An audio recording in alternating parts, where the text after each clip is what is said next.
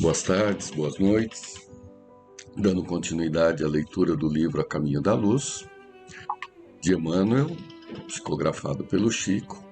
No nosso último encontro, nós lemos o trecho em que é identificado, é explicado qual é o significado do número 666, né? Ou mundialmente conhecido como número da besta, né?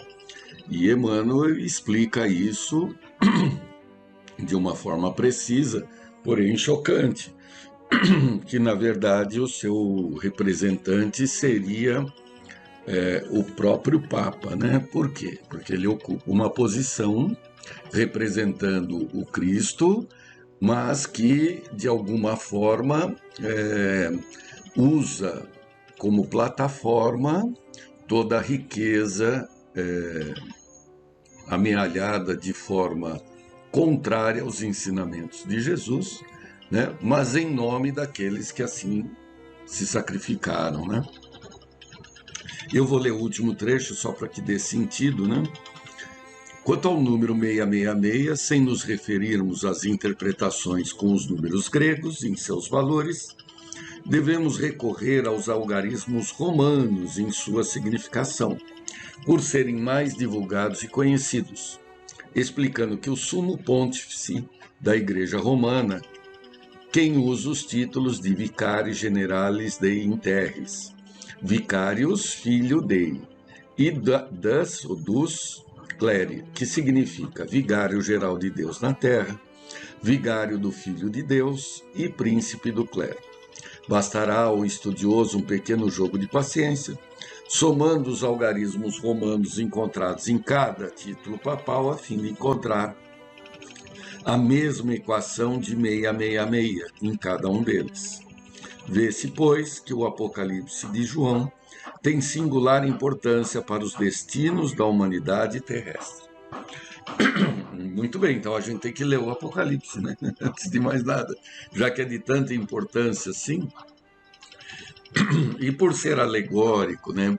Ele tem basicamente uma introdução em que João escreve às igrejas à época, a gente provavelmente já comentou sobre isso, sobre advertências de comportamento, de seguimento dos ensinos de Jesus. Uma das preocupações à época é se as pessoas que faziam oferendas aos seus santos, se podia ser usada essa comida como alimento. Essa era a grande discussão, né? E existiam diáconos são servos, né? Aqueles que seguem Jesus, né? Entre eles estabeleceu-se uma denominação de diácono, e existiam alguns que colocavam que não tinha problema nenhum se alimentar dessas oferendas. Já João colocava que não, que tinha que ser mantida a pureza do evangelho e não se envolver com esse tipo de prática, né? Isso tem um resquício muito forte do judaísmo, né? Na pureza dos alimentos. Então, primeiro, João adverte as igrejas, né? De Éfeso, Sardes, Tiatira, Pérgamo, né? Tem mais uma aqui que eu não decorei o nome. E para só então Filadélfia e Laodiceia, para depois então ele começar a discorrer sobre a visão que ele teve, né? E ainda continua assim no capítulo 4. Depois de escrever as cartas às igrejas, eu, João, tive uma visão, né? Havia uma porta no céu, e a primeira que eu tinha ouvido falar-me como trombeta disse: suba até aqui para que eu lhe mostre as coisas que devem acontecer depois dessas. Eu vou ler só mais um pedacinho. Imediatamente o Espírito tomou conta de mim. Havia no céu um trono, e no trono alguém sentado. Aquele que estava sentado parecia uma pedra de jaspe e cornalina. Um arco-íris envolvia o trono com reflexos de esmeralda. Ao redor desse trono havia outros 24, e neles 24 anciãos estavam sentados, todos eles vestidos de branco e com uma coroa de ouro na cabeça. Muito bem. Eu vou interromper aqui, é muito longo, né? Mas só para dar uma ideia que a visão começa com a descrição de um encontro de espíritos da esfera crística, né? São espíritos do qual participa Jesus. Lá na frente ele vai colocar. Então, não é simplesmente uma descrição apenas de Jesus, né? Não, mas não de espíritos responsáveis pela evolução do sistema solar e talvez até de outras regiões, que ali se encontram para discutir sobre o destino da Terra. Mais para frente, Emmanuel também, em outro capítulo, vai descrever que já ocorreram 3 desses encontros, né? Quando da formação da Terra, olha só, um encontro dessa natureza, desse clã, quando da formação da Terra, um segundo encontro na preparação da vinda do Cristo e um terceiro encontro agora neste período de transição. Numa passagem do Chico, no Pinga Fogo, né, ele comentou que quando o homem desceu na Lua, 20 de julho de 1969, né, o homem desceu na Lua. Nesta época, ocorreu um encontro, talvez dessa magnitude, em que se colocava qual seria a destinação da Terra. E os selos já estavam preparados para serem quebrados, como na representação do Apocalipse. E Jesus interviu pedindo para que adiasse um pouco essa decisão por 50 anos, como uma oportunidade final das grandes nações em retomarem o seu equilíbrio, né? E que se superado, e o Chico coloca, superado esse período, nós teríamos um avanço muito grande, né? Esse prazo expirou em 2019 e, felizmente, não houve grande conflito, né? Nós passamos aí por épocas difíceis, ainda hoje também, mas parece que naquele prazo que ficou estabelecido, a Terra não entrou num conflito generalizado, né? O que também nos dá uma esperança prática. O que é esperança prática? É uma esperança imediata de que as coisas estão em mais controle do que a gente imagina, né? Então não precisamos ficar esperando o pior, né? Parece que o pior já passou. O perigo maior já passou, né? De todos os países se enfrentarem aí com consequências mais graves, né? Muito bem. Então vamos continuar aqui a leitura, né? Para a gente não se perder. O roteiro de luz e de amor. Mas voltemos aos nossos propósitos, cumprindo-nos reconhecer nos evangelhos uma luz maravilhosa e divina, que o escoar incessante dos séculos só tem podido avivar e reacender. É que eles guardam a súmula de todos os compêndios de paz e de verdade para a vida dos homens, constituindo o roteiro de luz e de amor, através do qual todas as almas podem ascender às luminosas montanhas da sabedoria dos céus. O que significa isso, assim, né? Do jeito que ele fala? O Evangelho, né? O Evangelho, a Boa Nova, os ensinos de Jesus, que estão minimamente descritos nos 4 Evangelhos, é o roteiro individual, não está falando coletivo, é individual. É necessário que aprendamos e pratiquemos o Evangelho. Senão toda essa transformação ela não vai ocorrer. Ela não cai do céu, né?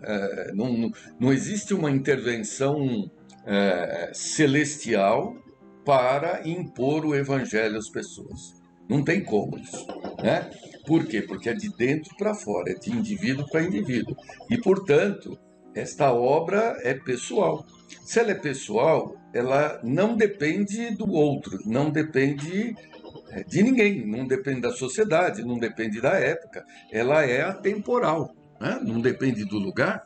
Então, o que Jesus trouxe é como se fosse uma receita individual que terá reflexos coletivos.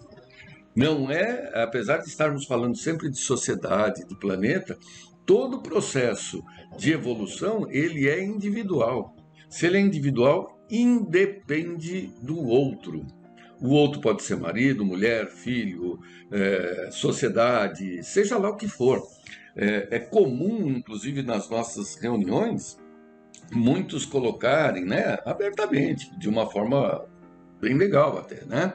Ah, mas a educação tem uma influência sobre isso, a sociedade, quase colocando como o governo tem a obrigação de ensinar isso.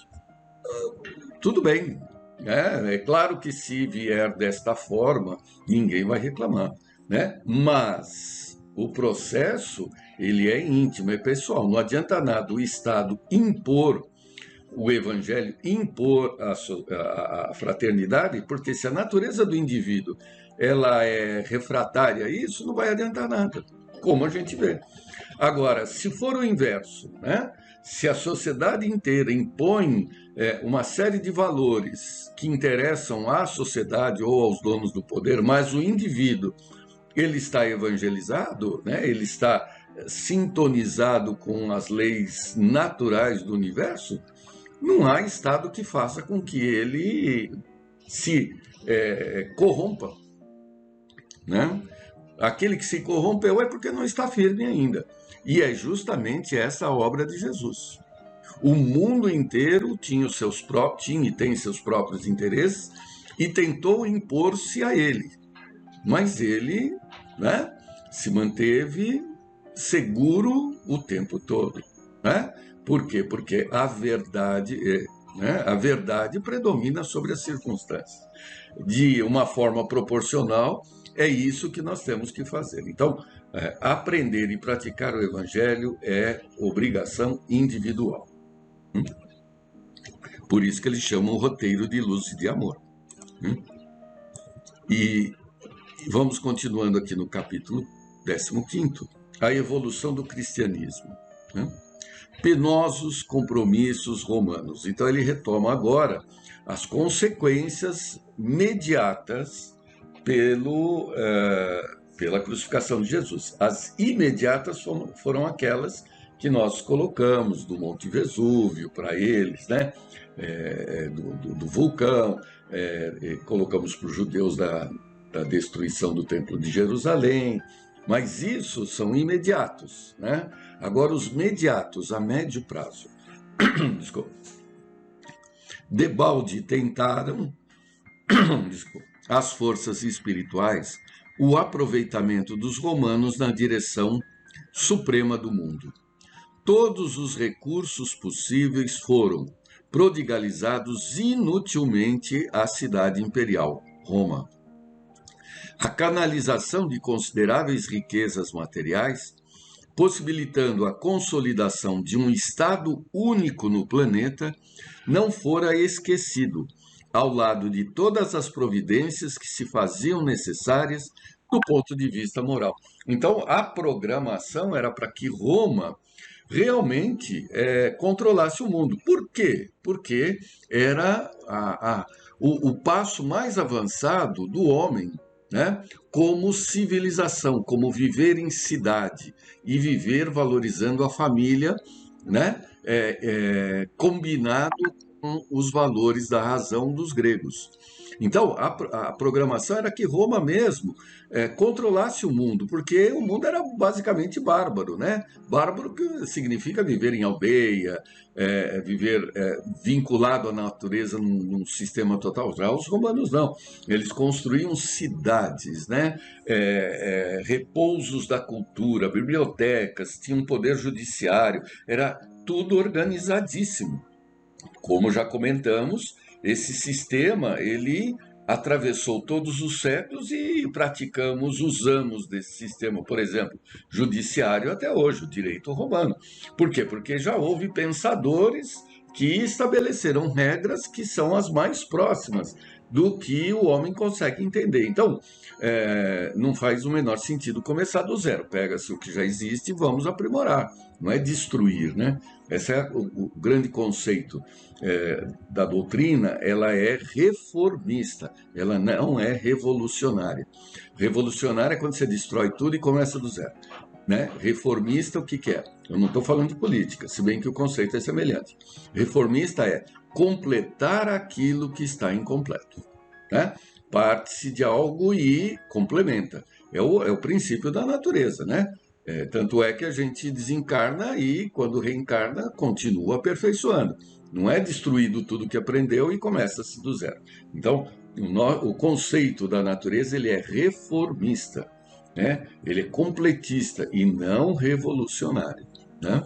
E dentro dessa ideia, todas as conquistas romanas, era mais fácil aprimorar essas do que começar do zero. Por isso que há uma valorização e uma tentativa de usar de todo esse cabedal que o povo romano já possuía, em relação ao resto da humanidade. Né?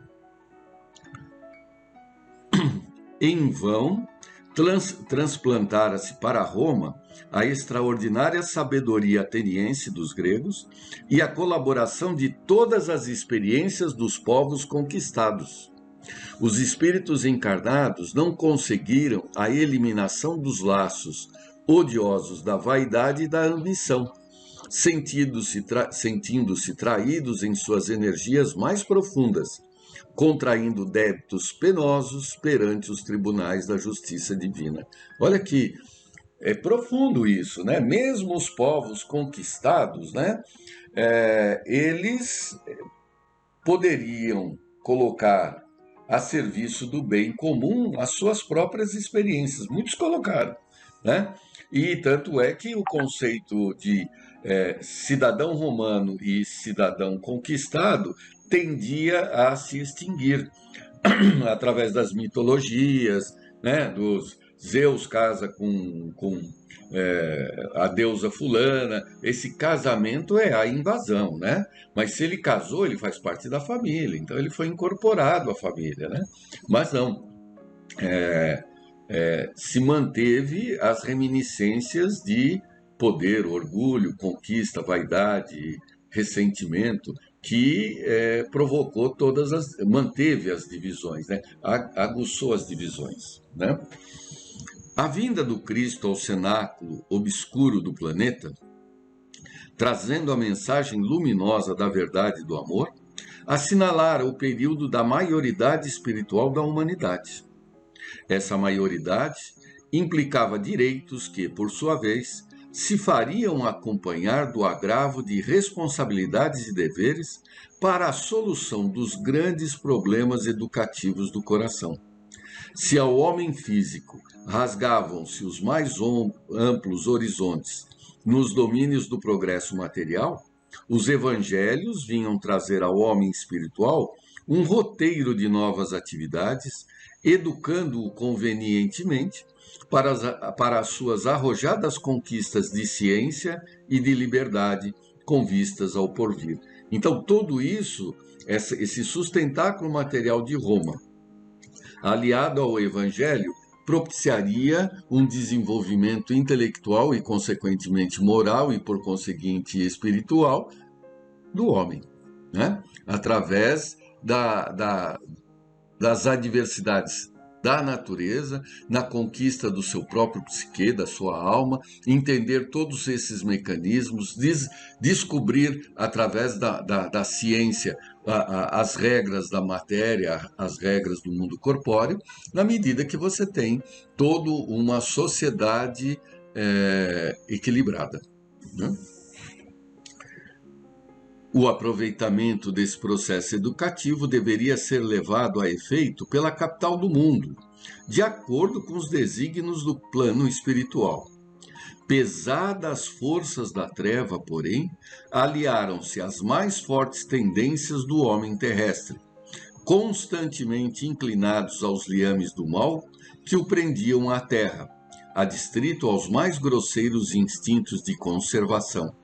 E enquanto os espíritos abnegados do alto choram os abusos de liberdades dos romanos, as cidades dos Césares embriaga-se cada vez mais no vinho do ódio e da ambição, contraindo dívidas penosas, entrelaçando seus sentimentos com o ódio dos vencidos e dos humilhados, criando negras perspectivas para o longínquo futuro.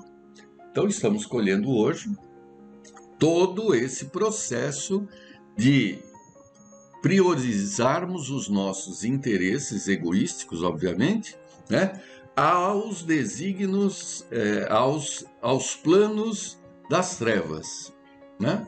Então, pode parecer simplória aquela questão da luta do bem e do mal, mas aqui é uma analogia muito tranquila, né?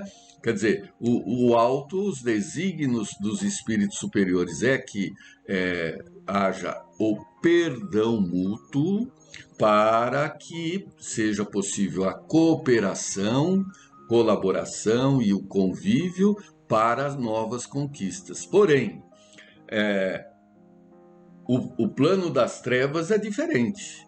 E os homens que se aliam aos interesses das trevas ao impor o seu próprio ressentimento, estabelece a força do mal.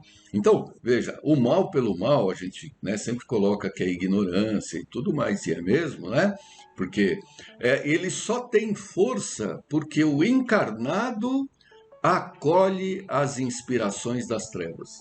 Se o homem não estabelecesse esse liame, não haveria luta de bem e mal. Ele se restringiria ao mundo espiritual. E o mal não teria força. Por isso que, voltando para o nosso dia a dia, né, não adianta reclamar de obsessor. Né? O obsessor, ele é que me provoca isso. Sim, é verdade, ele provoca, mas nós mantemos um elo de ligação com ele. E por isso ele encontra força para nos obsediar. Então como é que eu quebro isso? Mudando de lado.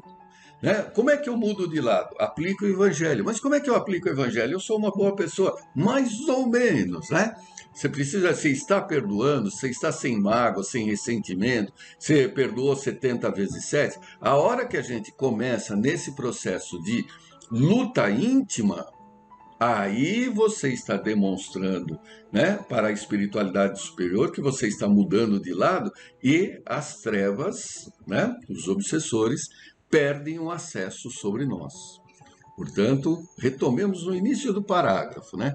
O evangelho é para aprendizado e prática individual. Não virá uma chuva impondo o mundo de regeneração, um mundo mais feliz. Não, nada disso. Ele só vai acontecer de baixo para cima, a partir da prática de cada um que estiver neste planeta. Estourou nosso tempo, que pena. Até a próxima oportunidade.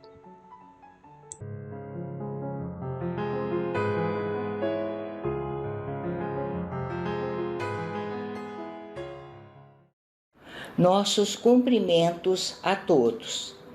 E hoje trouxemos para analisarmos do Evangelho segundo o Espiritismo, capítulo 8, Bem-aventurados que têm puro o coração, uma parte dos dizeres de Jesus, do qual diz: E chamando a si a multidão, disse-lhes: Ouvi e entendei, o que contamina o homem não é o que entra na boca, mas o que sai da boca. Isso é o que contamina o homem. Jesus, porém, disse: Até vós mesmos estáis ainda sem entender? Ainda não compreendeis que tudo que entra pela boca desce para o ventre e é lançado fora? Mas o que sai da boca procede do coração, e isso é o que contamina o homem, porque do coração procedem os maus pensamentos, mortes, adultérios, fornicações, furtos, falsos testemunhos e blasfêmias. São essas coisas que contaminam o homem. Mateus capítulo 15, versículos de 10 e 11, 15 e 20. Em uma mensagem de Emmanuel, do livro Coragem, capítulo 31, nós vemos a seguinte mensagem: nos domínios da fala. Não somente falar, mas verificar, sobretudo, o que damos com as palavras. Automaticamente, transferimos estados de alma para aqueles que nos ouvem. Toda vez que damos forma às emoções e pensamentos com recursos verbais, o verbo é o espelho que nos reflete a personalidade real para julgamento dos outros. E conclui: falarás e aparecerás. Analisando esses dizeres, vemos que a palavra é um dom divino, mas infelizmente ainda muito mal aproveitada. É por isso que existe o irônico provérbio: faça o que eu digo, mas não faça o que eu faço, que é o contraposto pelo sábio: falar é prata e calar é ouro. Assim como o prudente, o ser humano é senhor da palavra, não proferida, e escravo da que proferiu. E também, falar pouco e certo é dizer muito em poucas palavras. A exemplo do que nos recomendou Jesus ao dizer sim, sim, não, não.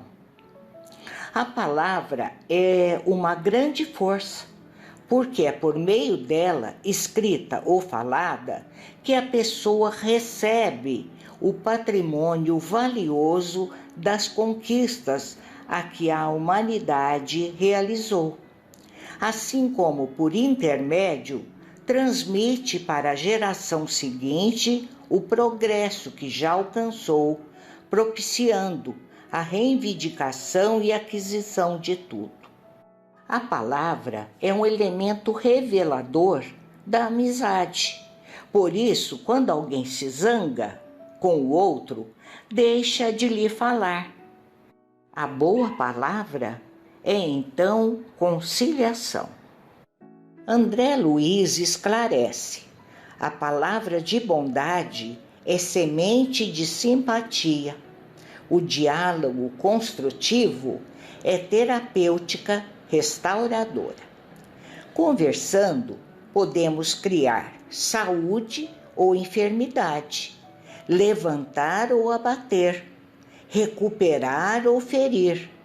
A nossa palavra, enfim, pode ser uma ofensa ou uma bênção, e é o uso dessa força que equilibra ou desequilibra, obscurece ou ilumina, ergue ou abate. A língua é o pequeno órgão capaz de grandes coisas. A língua é fogo e pode contaminar o corpo inteiro, pondo em chamas toda a existência humana. Com ela bendizemos o Pai Celestial. Com ela também a amaldiçoamos ao nosso próximo, sendo que de uma só boca procede a bênção ou a maldição. Aprendamos, portanto, a praticar a sublime caridade oculta que somente a língua pode realizar.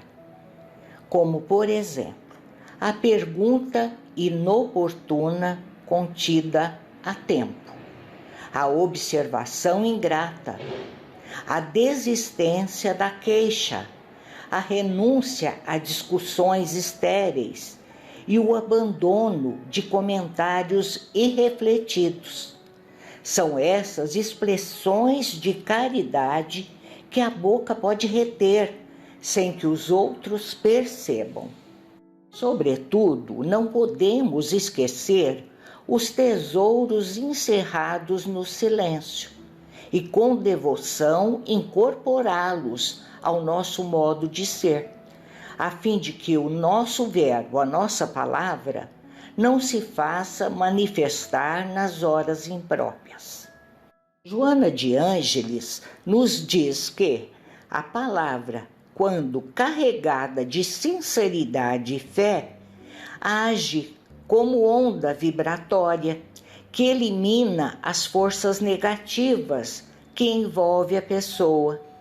E quando portadora de pessimismo, dúvidas e acusações, atrai por sintonia mental enfermidades, malquerenças que terminam por prejudicar quem a exterioriza. Benevolência e indulgência. Eis o que compõe o conceito de caridade segundo entendia Jesus e nos ensina a doutrina espírita. São essas as virtudes que nos pedem os espíritos, para que alcancemos patamares mais elevados. E ele nos alertou para que praticássemos essas qualidades não apenas nas instituições beneficentes e no centro espírita, o que é fácil, porque nos lugares protegidos espiritualmente, que oferecem ambiente propício no qual nos sentimos muito bem, mas também e principalmente no seio da família, nos círculos de amizade e trabalho para com os nossos próximos. Devemos, portanto, policiar nossas palavras para que não venhamos a nos arrepender. Evitar termos impróprios de mau gosto. Lembremo-nos de que tudo o que dissermos permanecerá em nossa atmosfera mental, atraindo aqueles que pensam da mesma forma que nós, os espíritos que passarão a formar o círculo em redor de nós. A boa educação se manifesta principalmente através das palavras que pronunciamos. Se nossas palavras forem ásperas, se em cada pessoa observarmos um adversário, a nossa existência se tornará uma tragédia. Vamos atrair para a nossa convivência amigos devotados por meio de nossas palavras, voltados sempre para o bem e o amor ao próximo. Assim como o universo foi criado pela vontade de Deus, assim também nosso pequeno mundo individual é criado pelas nossas palavras, porque as palavras são manifestações dos nossos pensamentos. E através das palavras amáveis e delicadas, sinceras e animadoras, poderemos criar um mundo de paz e harmonia, de saúde e felicidade. Nunca devemos esquecer de que uma palavra proferida jamais poderemos apagá-la ou desfazê-la. Por essa razão, sempre devemos pensar antes de usar a nossa língua, a fim de que não criarmos embaraços ou um possível inimigo com a nossa palavra. Jesus, certa vez, nos advertiu sobre o mau uso das palavras, dizendo: digo-vos que de toda palavra frívola que proferirem os homens, dela darão conta no dia do juízo, e pelas suas palavras serão condenados. Mateus capítulo 12, versículos 36 e 37. As palavras têm o poder da intenção. Com uma palavra bem colocada, com o objetivo de auxiliar, construir, podemos elevar o sentimento e o pensamento daqueles ao nosso redor e assim usar o poder da palavra para o bem. Do mesmo modo, com palavras sarcásticas, cruéis, maldosas, ditas dissimulada ou diretamente, com a intenção de provocar ou machucar, podemos causar dor e sofrimento em nossos semelhantes. Com uma palavra podemos influenciar para o bem ou para o mal. Podemos criar um paraíso em nosso redor ou o inferno, sendo que o que quer que emanamos para os outros, criamos em primeiro lugar para nós. Uma coisa importante é o tom de voz, as palavras utilizadas e os gestos que a acompanham são determinantes para uma mensagem, para que ela seja poderosa e bem recebida pelo outro. Do contrário, ela pode se tornar foco de discussão e desgostos. Tentemos sempre purificar os nossos sentimentos e controlar os pensamentos. A oração, a meditação, a leitura edificante, o estudo metódico das coisas do espírito são algumas maneiras de controlar o padrão de nossos pensamentos. Quando isso não for suficiente, guardemos nossas mazelas conosco. Não sejamos instrumento do mal, espalhando aos outros o que não presta. Nossa conversação, sem que percebamos, age por nós, em todos aqueles que nos escutam. Nossas frases são agentes de propaganda dos sentimentos que caracterizam o nosso modo de ser. Se elas são respeitáveis, trazem-nos a atenção de criaturas respeitáveis. Se menos dignas, carreiam em nossa direção o interesse dos que se fazem menos dignos. Se indisciplinadas, nos sintonizam com representantes da indisciplina. Se azedas, afinam-nos de imediato com os campeões do azedume. Controlemos assim as nossas palavras, para que não venhamos a libertar essa ou aquela palavra torpe. Por muito esmerada nos seja a educação, a expressão repulsiva articulada por nossa língua é sempre uma brecha perigosa e infeliz, pela qual perigo e infelicidade nos ameaçam, com desequilíbrio e perversão. E inteirando palavra com audição, vamos aos dizeres de Emmanuel, do livro Palavras de Vida Eterna, no qual ele nos esclarece. Se é importante saber como falamos, é mais importante saber como escutamos. Porquanto, segundo ouvimos, nossa frase semeará bálsamo ou veneno, paz ou discórdia, treva ou luz.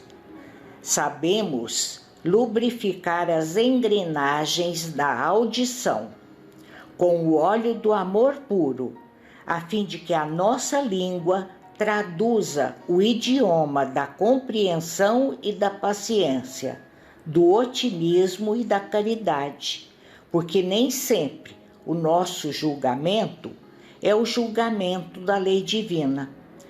E conforme nos assegurou Jesus, não há propósito oculto ou atividade transitoriamente escondida que não hajam de vir à luz. E pelos frutos que pendem na árvore da vida de cada um, sabes perfeitamente a escolha que te convém. E assim desejando a todos muita paz e uma ótima semana. Muito obrigada.